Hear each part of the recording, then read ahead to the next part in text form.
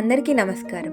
ఆహారం, ఆరోగ్యం, ఆయుర్వేదం సిరీస్లో ఈరోజు మనం చెరుకు గురించి తెలుసుకుందాం.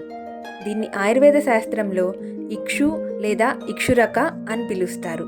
ఇందులో విటమిన్ సి, బి1, బి2, బి3, బి5, బి6, బి9 వంటి విటమిన్లు, కాల్షియం, మెగ్నీషియం, పొటాషియం వంటి మినరల్స్, యాంటీఆక్సిడెంట్స్, అమినో యాసిడ్స్ పుష్కలంగా లభిస్తాయి.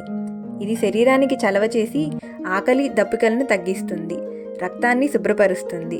అలాగే వీర్యపుష్టిని, బలాన్ని, కాంతిని కలగచేస్తుంది.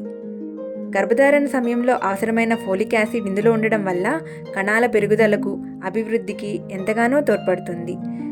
గమనించవలసిన విషయం ఏంటంటే, జాము కంటే ఎక్కువ కాలం అంటే 3 గంటల సమయం కంటే ఎక్కువ నిలవ ఉంచిన చెరుకు రసం ఎక్కువ గురుత్వ గుణాన్ని కలిగి ఉంటుంది. శరీరంలో త్రిదోషాలని పెంచుతుంది. గుర్తుంచుకోవాల్సిన విషయం ఏంటంటే, ప్రమేహం, అగ్నిమాంద్యం, నులిపురుగు, అరుచి, జ్వరం, శ్లేష్మ, కఫ ప్రకోపాలు కలవాళ్ళు చెరుకుని కానీ చెరుకు రసాన్ని కానీ తీసుకోకపోవడం ఉత్తమం. సోంపు లేదా అల్లంతో తీసుకోవడం వల్ల దీని దోషం అనేది తగ్గుతుంది.